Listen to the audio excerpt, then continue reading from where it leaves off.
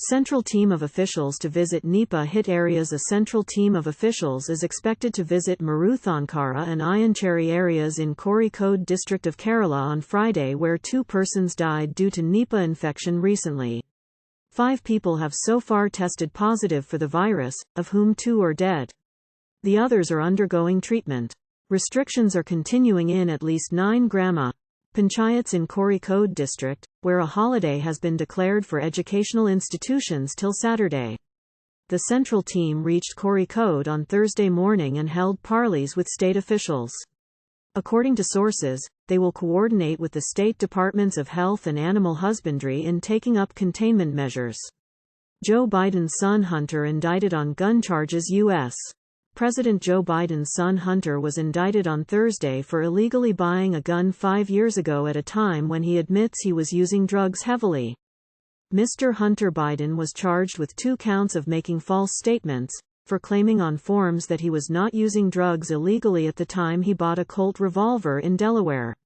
A third charge said that, based on the false statements, he illegally possessed the gun, a charge that can bring up to 10 years in prison. The charges were filed by Justice Department Special Counsel David Weiss, who has been investigating Mr. Hunter Biden since 2018. Asia Cup 2023, SL vs Pak. Sri Lanka's Mendes and Asalanka script a thrilling win over Pakistan after displaying a clinical approach in its run chase. Sri Lanka's nerves showed towards the end in a 2-wicket win over Pakistan at the R. Premadasa Stadium here on Thursday as it booked a date with India in the final of the Asia Cup. The host lost 5 wickets for 36 runs and was forced to scramble over the line, into the teeth of a thrilling final over, bowled by Zaman Khan. Defending 7 runs, the debutant conceded just 2 runs off the first 4 balls before the ball took the edge of Sharith Asalanka's blade and went for a boundary. With 2 needed off the last delivery, Zaman fatally strayed on the pads and the left-hander flicked it for a couple amidst the deafening roar of a capacity crowd. Business jet veers off Mumbai Airport runway, breaks into 2 flight operations at Mumbai's busy international airport were halted for an hour and 45 minutes on Wednesday. After a business jet arriving from Visakhapatnam veered off the runway, the jet, with a call sign of VTDBL, veered off on the primary runway, runway 27, and then skidded off onto the adjoining grass surface, following bad weather and continuous rainfall. Photographs of the ill-fated aircraft indicate that it broke into 2 parts from the cockpit portion, due to the impact of the accident. The 8 people on board, including 2 pilots, were injured and rushed to hospitals by the airport authorities. Congress mulls Bharat Jodo Yatra 2.0 ahead of Lok Sabha polls. Many in the Congress are discussing whether a second edition of Bharat Jodo Yatra, Unite India March, from east to west, should be held before the 2024 general election, with a growing demand from the rank and file within the Congress. All eyes are on the first meeting of the newly constituted Congress Working Committee, CWC, that will be held over the weekend on September 16 and 17 in Hyderabad. The Bharat Jodo Yatra, led by former Congress President Rahul Gandhi, began from Kanyakumari on September 7 last year, covering 4,000 kilometers and went on for 136 days, culminating in Srinagar on January 30. Jana Sena, TDP to fight 2024 Andhra Pradesh Assembly polls. Together Jana Sena Party, JSP, President K. Pawan Kalyan on Thursday announced that his party and the Telugu Desam Party would form an alliance and together contest against YSR Congress Party in the 2024 Assembly elections in Andhra Pradesh. Mr. Kalyan made the announcement immediately after meeting former Chief Minister and TDP Chief N. Chandrababu Naidu, who is lodged at the Rajahmundry Central Prison, RCP. The decision has been taken only for the welfare of the people's development of the state. It is purely not only meant for political mileage, said Mr. Kalyan. Mr. Kalyan, along with Chandrababu Naidu's son Nara Lokesh and Mr. Naidu's brother-in-law and actor Nandamuri Balakrishna, held talks for about 45 minutes with the former chief minister in the prison, after they were permitted to interact under the Nipah-hit facility. SC dismisses appeal against meat ban in Lakshadweep school midday meal menu. The Supreme Court on Thursday dismissed an appeal against the Lakshadweep administration's decision to stop serving meat in midday meals for schoolchildren in the islands. A bench of Justices Aniruddha Bose and Bella M. Trivedi rejected arguments by the petitioner, Advocate Ajmal Ahmed, a resident of the Union Territory, that meat was part of the island's culture and an essential dietary ingredient for the children, who were mostly from tribal families. But the bench insisted that the decision to pull out meat from the menu was government policy. There was no apparent illegality or arbitrariness in the decision. BJP ticket fraud case. Many big names involved. Claims arrested Hindutva activist Kshetra Kundapura a day after the arrest of Hindutva activist Kshetra Kundapura for allegedly cheating a businessman of crores of rupees after assuring him of a BJP ticket to contest from Bindor in the assembly elections. The prime accused claimed that there are many big names involved in the case and the arrest of a Swamiji will bring out the truth.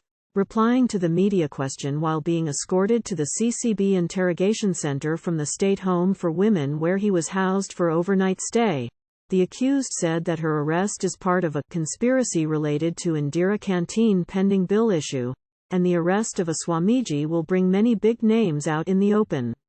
Tourists throng Bharat Mandapam to view special installations days after G20 summit. The area outside Pragati Maidan's Bharat Mandapam, which was the venue for the recently concluded G20 summit, has become a tourist attraction as Delhi residents and those from neighboring cities are visiting it in large numbers to take selfies and admire the fountains, lights, and other art installations there. Many people are in awe of the huge statues of lions and panthers installed in New Delhi Police District and hope that the authorities would be able to maintain these in future. Mandatory insurance cover, wearing helmets on two-wheelers applicable to electric vehicles. The Delhi High Court on Thursday said relevant provisions of the Motor Vehicles Act and Central Motor Vehicles rules are already applicable to electric vehicles, specifically pertaining to mandatory insurance cover, wearing helmets on two-wheelers, and penal provisions for non-compliance of the provisions. A bench of Chief Justice Satish Chandra Sharma and Justice Subramaniam Prasad made the observations while dismissing a public interest litigation plea seeking directions to the authorities to make insurance cover compulsory for electric two-wheelers in accordance with the provisions of the Motor Vehicle Act. The PIL, filed by Mr. Rajat Kapoor, an advocate, also sought direction to the authorities for mandatory wearing of helmets on all types of electric motorcycles and scooters. Over 95% chance of El Niño conditions from January to March 2024. U.S. forecaster: there is a more than 95% chance that the El Niño weather pattern will continue through the Northern Hemisphere winter from January to March 2024, a U.S. government forecaster said on Thursday, bringing more extreme conditions. In August, sea surface temperatures were above average across the equatorial Pacific Ocean, with strengthening in the Central and East Central Pacific, the Climate Prediction Center, CPC, said. El Niño is a warming of ocean surface temperatures in the eastern and central Pacific, and can provoke extreme weather phenomena from wildfires to tropical cyclones and prolonged droughts. The naturally occurring phenomenon is already spurring calamities across the globe, with the stakes seen higher for emerging markets more exposed to swings in food and energy prices.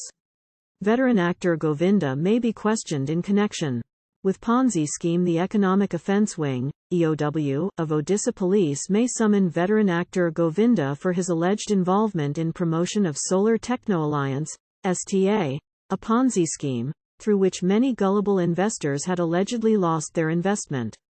The STA is said to be one of the largest cryptocurrency-based Ponzi schemes in India that involved 1,000 crore rupees and 2 lakh people. Last month, the EOW, Odisha had unearthed the scam, arresting Gurtej Singh Sidhu, 40, the India head of Santa. The STA is headed by one David Gez, a young Hungarian national who had visited India multiple times, while Sidhu was said to have reached the top level of STA's pyramid structure, Kohinoor leadership in Santa language.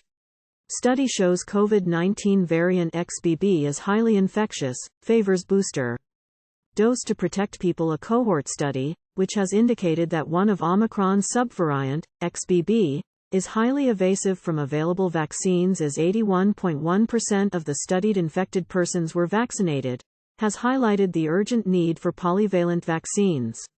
It also underscores the need for continuous genomic surveillance of SARS-CoV-2 to keep a close watch on the emergence of new variants in the community. Tamil Nadu's State Public Health Laboratory, SPHL, where a whole genome sequencing, WGS, laboratory is functioning, decided to take a closer look at samples that tested positive for XBB variants of Omicron reported from September 2022 to January 2023. Suu Kyi Party says Myanmar junta depriving her of medical care. Myanmar's junta is endangering the life of jailed democracy figurehead Aung San Suu Kyi, her political party said on Thursday, accusing the military of depriving her of medical care and food. Suu Kyi has been detained since the generals seized power in February 2021, ending a 10-year democratic experiment and plunging the Southeast Asian country into bloody turmoil. In recent days, local media have reported the Nobel laureate, 78, was suffering dizzy spells, vomiting and unable to eat because of a tooth infection. We are particularly concerned that she is not receiving adequate medical care and they are not providing healthy food nor accommodation sufficiently with the intention to risk her life, the National League for Democracy said. Most Libya flood casualties could have been avoided. UN. The United Nations said Thursday that most of the thousands of deaths in Libya's flood disaster could have been averted if early warning and emergency management systems had functioned properly. With better functioning coordination in the crisis-racked country, the human toll could have been far smaller, the UN's World Meteorological Organization said. It warned that other conflict-hit countries faced similar, dangerous deficiencies to their early warning systems. If the system in Libya had worked properly, the emergency management forces would have been able to carry out the evacuation of the people, and we could have avoided most of the human casualties, WMO chief Petteri Talas told reporters in Geneva.